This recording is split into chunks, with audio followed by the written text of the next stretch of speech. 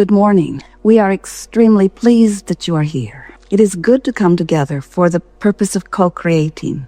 Do you agree? You are knowing what you are wanting. You are enjoying the evolution of your desire. You are enjoying the contrast that makes your desire possible.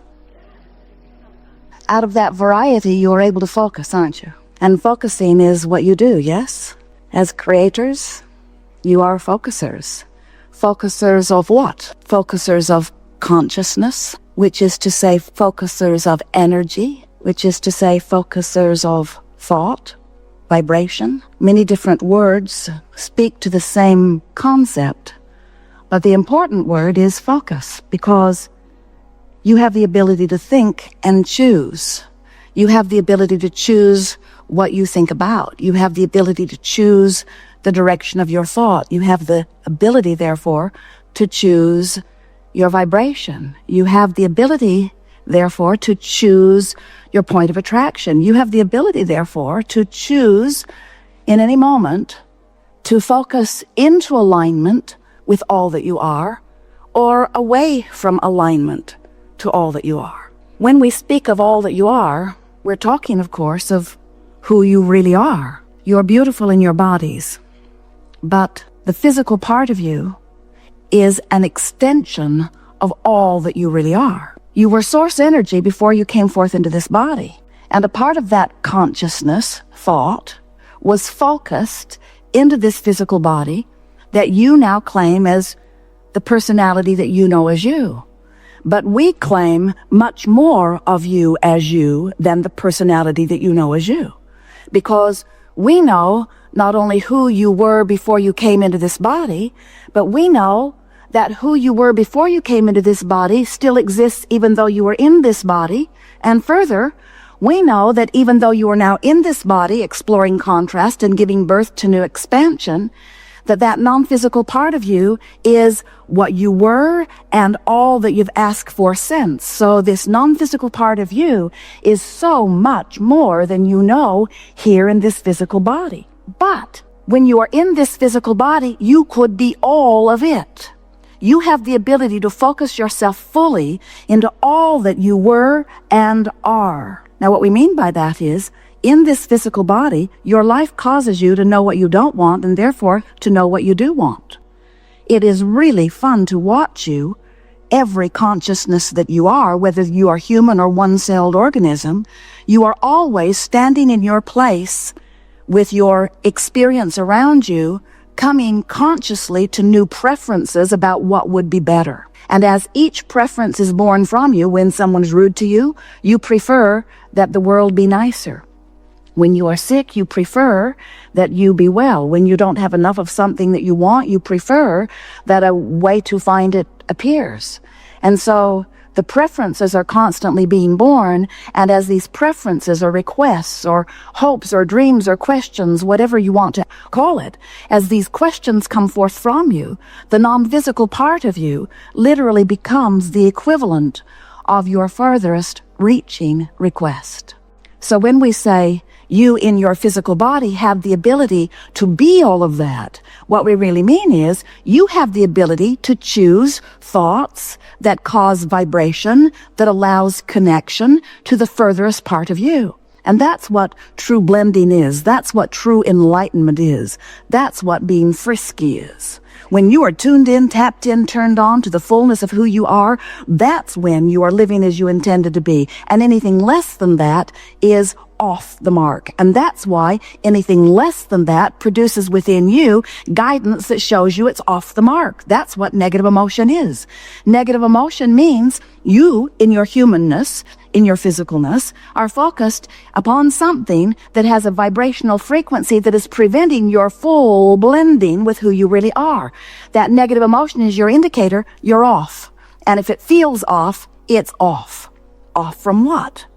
Off from what others think? No. Off from what you thought before you were born? No.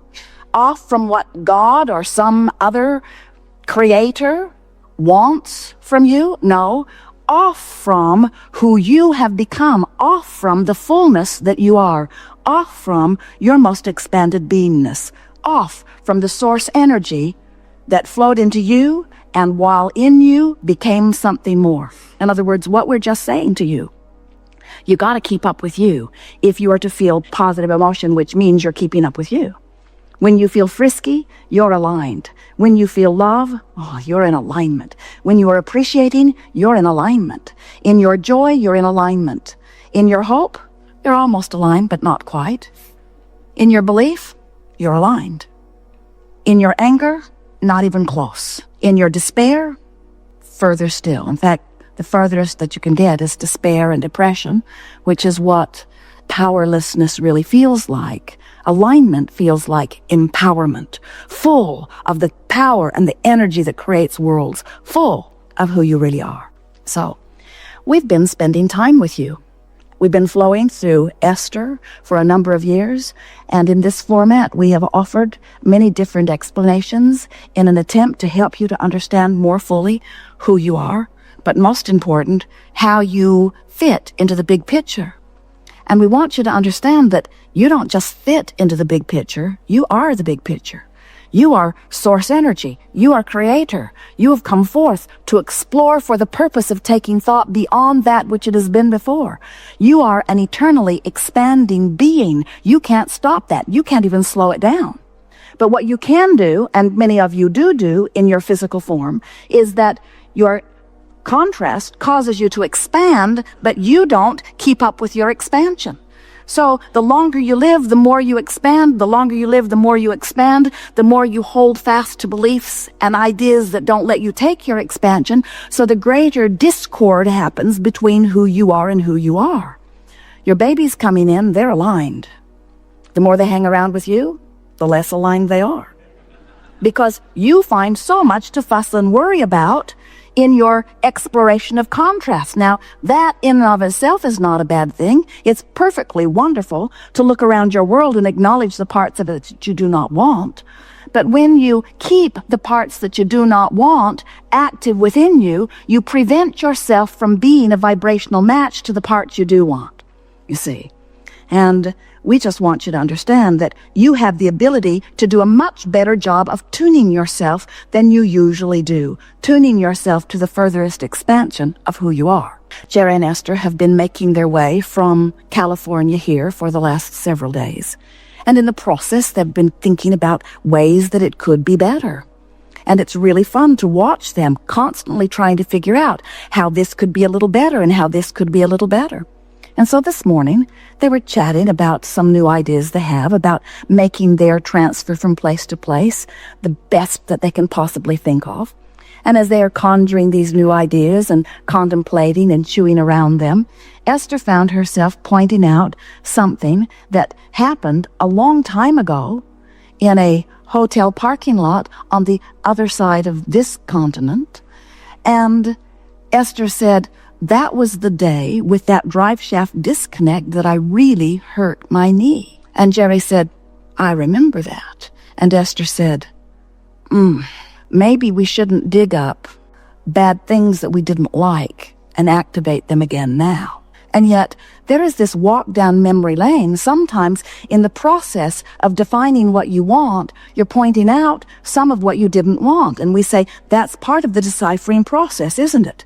You don't really know clearly what you do want until you've lived a little bit of what you don't want. It's all part of the focusing process. But it's so interesting how in that focusing process, you come to new conclusions that work better for you. But then it seems, and this is the thing that trips you up more than all other things put together, it seems, you defend your new choice by reminding yourself how bad it was before, not realizing that every time you return to that, you reactivate the vibration of that which keeps you from clearly and purely being a match to who you now are and what you really want. That's why family reunions feel so awful. You go back to that place where you used to live and back to that place where you used to vibrate differently, and you talk to those people who remember you as you were then, even though you are in a whole different vibrational place. And as you go there and focus and remember and look through family albums and watch those old videos and talk over old times, you activate who you were that does not jive with who you are.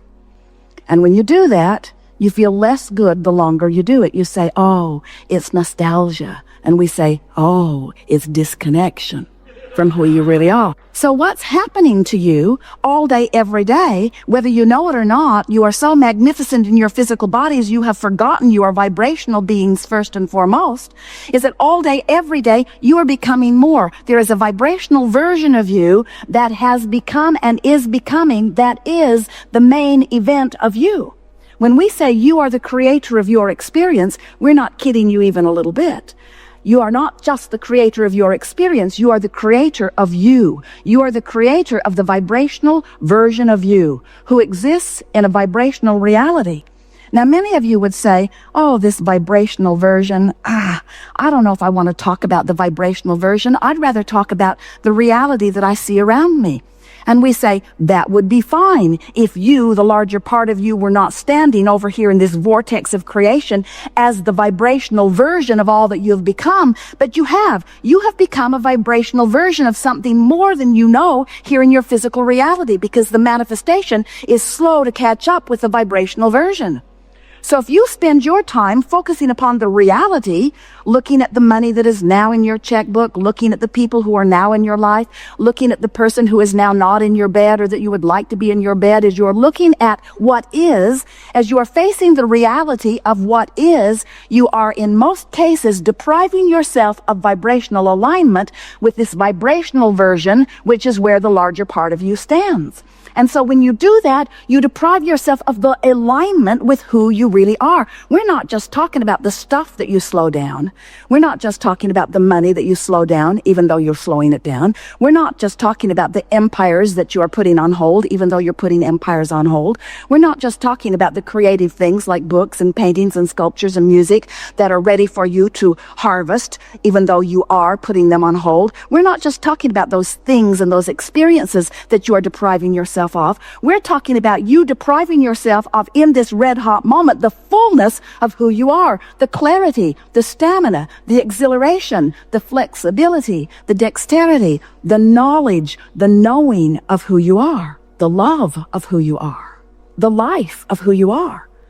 You see, you can't have it both ways. You can't look where you've been and at who you are at the same time. Now, here's the thing we really, really want you to hear. And if you can get this, you'll have it all. The vortex of creation, where the vibrational version of you is present tense, as far as the creator within you and as far as we are concerned. When you ask for it, it's present tense. But you, bless your hearts, have gotten so good at exploring the manifestation that you don't want to call it present tense until it's in your driveway. You don't want to call it present tense until others can see it. And we say, oh, it's so slow to have to wait for everybody to be able to see it. It's easy to tune in to stuff that's manifested. So what preachers and teachers have been saying to you for a long time about faith really applies here. Because what faith is a vibrational attitude. What faith is an awareness, a vibrational focus, an attention to what's in this vortex of creation. And if you can focus upon what you've asked for and no longer beat the drum of why you ask for it, I want this magnificent thing because it's so awful not to have it. And because it's so hard over here without it. And because I deserve it, I really deserve it, even though I don't have it, I deserve it. And we say all of that drum beating from the perspective of what is not yet manifested holds you in a holding pattern that will not let it manifest. You have to let go of the absence of what you want before the presence of it can feel into your experience, you see. We want you to feel the reality of this vortex of creation. This is vibrational reality. We're not making this stuff up. Everything that you see that is manifested was first vibrational reality. And once it's been vibrational reality, everything that you see is first a thought upon longer until it takes form. Everything that you see that is manifested was first vibration.